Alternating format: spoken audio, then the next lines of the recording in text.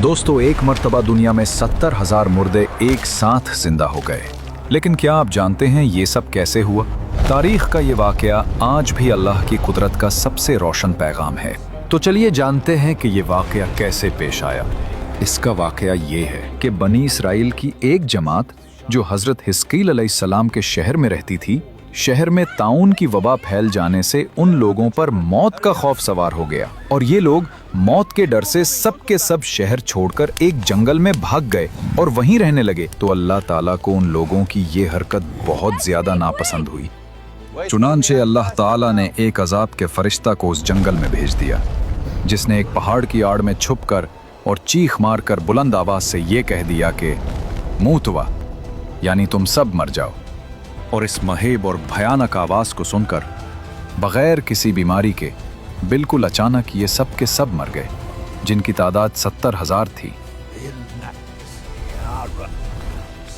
इन मर्दों की तादाद इस कदर ज्यादा थी कि लोग उनके कफनो दफन का कोई इंतजाम नहीं कर सके और इन मर्दों की लाशें खुले मैदान में बेगौर और कफन 8 दिन तक पड़ी पड़ी सड़ने लगीं और बेइंतहा ताफुन और बदबू से पूरे जंगल बल्कि उसके अतराफ में बदबू पैदा हो गई।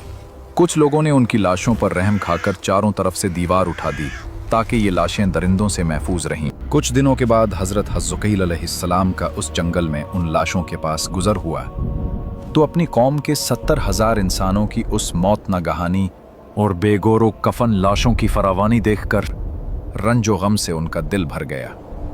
आप दीदा हो गए और बारी ताला के दरबार में दुख भरे दिल से गिड़गिड़ाकर दुआ मांगने लगे, या अल्लाह, ये मेरी कौम के अफराद थे जो अपनी नादानी से ये गलती कर बैठे कि मौत के डर से शहर छोड़कर जंगल में आ गए। ये सब मेरे शहर के बाशिंदे हैं। इन लोगों से मुझे प्यार था और ये लोग मेरे दुख सिक के शरीक थे। अफसोस कि मेरी कौम हलाक हो गई और मैं बिल्कुल अकेला रह गया और तेरी किबरियाई का खुतबा पढ़ती थी। आप बड़े सोच दिल के साथ दुआ में मशगूल थे कि अचानक आप पर यह वही उतर पड़ी कि ए हिस्कील, आप इन बिखरी हुई हड्डियों से फरमा दीजिए कि ए हड्डियों, बेशक अल्लाह ताला तुमको हुक्म फरमाता है कि तुम इकट्ठा हो जाओ। ये सुनकर बिखरी हुई हड्डियों में हरकत पैदा हुई और हर आदमी की हड्डियां जमा होकर हड्डियों के ढांचे बन गए।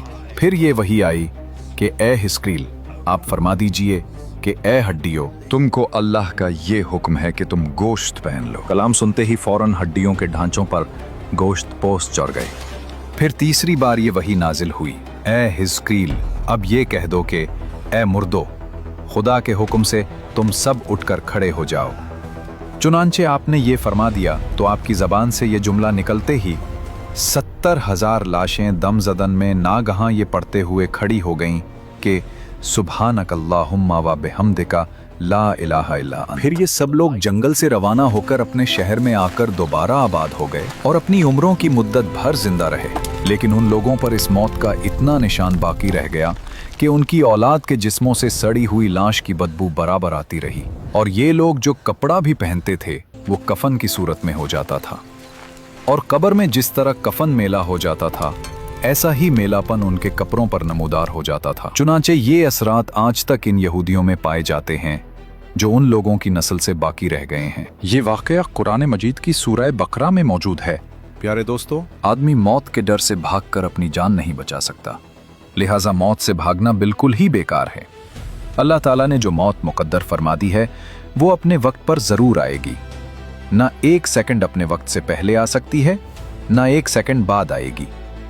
लिहाजा बंदों को लाजिम है कि रिज़ाए इलाही पर राजी रहकर साबिर व शाकिर रहें और खा कितनी ही वबा फैले या घुमसान का रन पड़े, इत्मीनान व सुकून का दामन अपने हाथ से ना छोड़ें और ये यकीन रखें कि जब तक मेरी क्या समझें इस कहानी से आप?